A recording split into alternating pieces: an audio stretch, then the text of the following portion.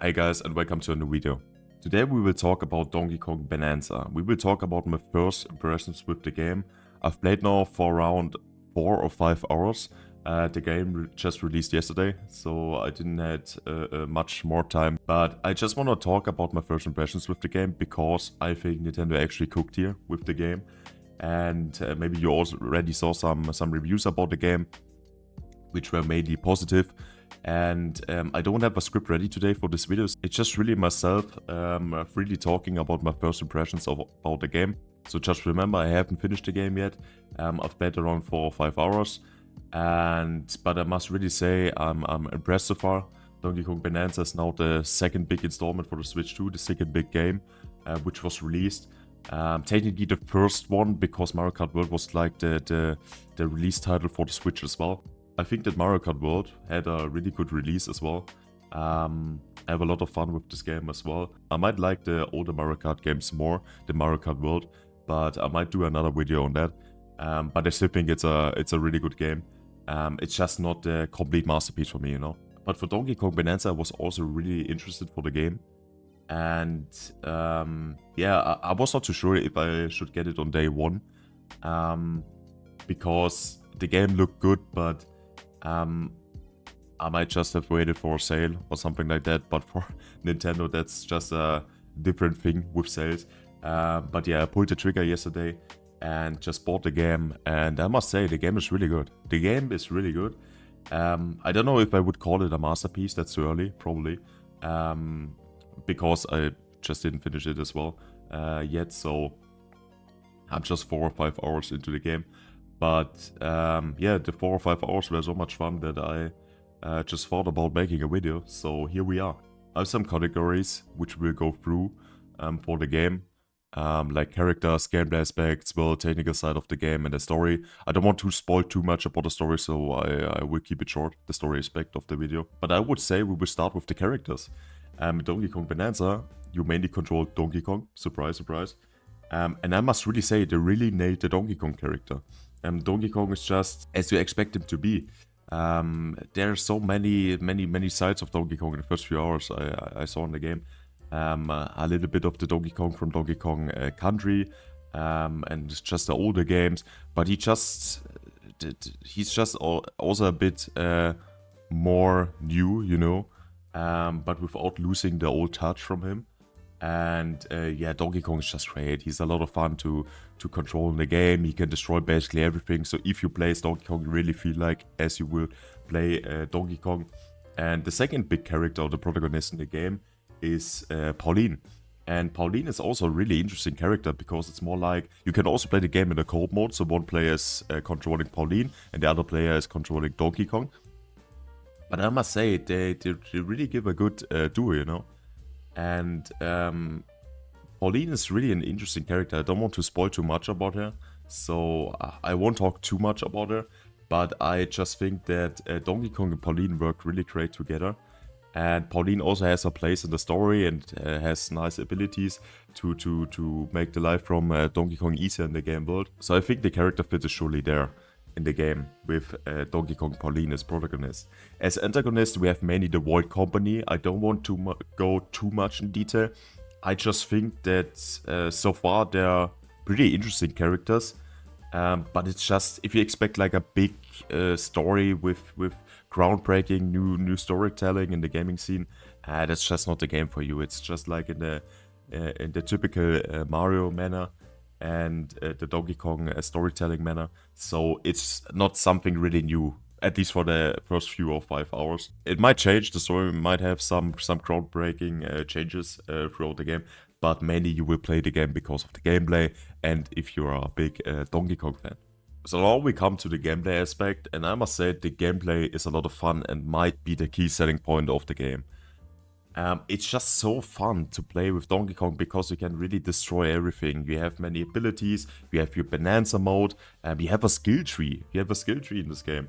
So there are just many aspects from older games like Super Mario Odyssey or like, yeah, just older games, but they just make the right step or found the right balance between old games and new games and found new things to do in this game, but also implemented old things. So there are also many Easter eggs in this game from older games, especially Donkey Kong Country, for example. And yeah, it's just amazing. It's like sometimes it's a platformer, sometimes it's a 3D game, sometimes it's a complete open world game. And mainly it's a 3D game, obviously, and an open world game. But also there are some elements which are in 2D, and it's like a platformer then. And you just get the vibe of playing Donkey Kong Country. And they just found such a clever way to include older games or like mechanics from older games and also do something new in this game. So it's just really funny to play and just a lot of fun to play as Donkey Kong and using the new abilities from him. But something what is new is the Bananza mode. And in Bananza, Donkey Kong gets a special form. And typically after boss fights, you will unlock new forms for Donkey Kong and new Bananza modes. But it's just a lot of fun. I only have like the first Bananza mode right now. As I said, I'm only 3 or 4 hours in. But it's just a lot of fun. Like I have a Bananza mode now, where you do more damage on the terrain. And you can really destroy everything in the world. You can really destroy everything. Everywhere is like loot. You can scan the area around you. You can try to find loot just in the areas around you and destroy everything. There are many secrets, many Easter eggs. You can find some hidden fights, some hidden challenges. So the game really rewards you if you want to find new things and if you just look around and take your time with the game world. So that's also a big point of the game. You can rush the game in like 6 or 7 hours and play through the whole game, but you can also take your time, and I took my time with the game so far, and just experience the whole game world. Which is also a really cool thing to do, is that you can always go back to earlier biomes, so you don't need to feel the rush, like in a 2D game, for example, that you can't TP back and try to find some things you haven't found yet. So that's also really cool. Which is also really interesting is that you have many shops in the game. Of course, shops around items, saving items, more HP items and stuff like that. But also the collectibles are really interesting, and you get boosts from the collectibles or can upgrade or get more from the skill tree. Some collectibles are also like the currencies in shops. Something which is also interesting is that there are a lot of cosmetics in the game. And they are not only cosmetics for Donkey Kong and Pauline, you also get passive status effects with these items. So, for example, Donkey Kong can climb faster, can run faster, does more damage, is longer in his Bananza mode. So there are many opportunities to find a strategy behind equipping different items and different cosmetics, which also boost your gameplay experience. The only critical thing I can say about the gameplay so far is actually the boss fights sometimes. I already did some boss fights in the game, and I must say they're kinda easy. So, I mean, I didn't expect the toughest gameplay because it was just never a thing in any Super Mario or Donkey Kong game against boss fights, but I felt like that in the older games the boss fights were a lot easier. So if you know how to fight a boss, it's really easy in this game, and I never died to a boss, so they could have made them a little bit more harder, the boss fights. But besides that, I must say the gameplay really feels amazing. You can do so many things, and the gameplay just combines the world from the OG gameplay and some mechanics from the newer game now. So I think they did a really good job on that, and that's mainly the key selling point of the game, I think. So the next category is the world. And I must say, visually the game looks really good. I just heard a few days ago that they thought about releasing Donkey Kong in 2021 or 2022 for the Switch 1. So it was firstly planned for Switch 1 release, this game. And I must say, I'm so happy that they didn't do that, because I know how that played out for Scarlet and Violet, for example, which was also an open world Pokemon game, or Sword and Shield, for example, where not really had stable 30 FPS consistently. So I would really say, which I saw so far from the game, that would have been a real bone breaker for this game. If this game would be only playable in 30 frames per second and had so many lags, because I know how weak that the Switch 1 is in comparison to the Switch 2. I think it's so much better that they released it for the Switch 2 because you also have so much more room to improve the visuals, to give more details, and just to design the game worlds better. And I must say, I also had no lags in this game so far. I mean, I will talk about it later on in the next category about the technical side of the game, but I had no frame issues so far. And the Switch 2 just was made for this game, you know? So, or this game was made for the Switch 2, that's a better way to say it. So I'm really happy and pleased that they released this game for the Switch 2, not for the Switch 1, because the Switch 1 would not do justice for this game. So that was a good decision from them. What else can I say about the world design? I must really say I enjoy the world design so far. I'm also a big RPG open world gameplay fan. So I'm exactly the target group which Nintendo tries to get here. I'm also a Donkey Kong fan, but not the biggest Donkey Kong fan. I'm like also not the biggest Nintendo fanboy, but I like just the open world gameplay and Nintendo games overall. I must say the designs of the different biomes, you have different biomes like usually in Super Mario games or Donkey Kong games, are fine so far, are really good so far. There are cool themes around it, there are cool music especially. The music is also a really cool point of the game because you have many old tracks, but you also have new tracks that try to mix the old tracks into new mix. But when you hear the music, you really know where the music comes from, and so they did a really good job with that as well. And I think the world design is really fine. You have many secrets you can discover, but also visually the game is really pleasing.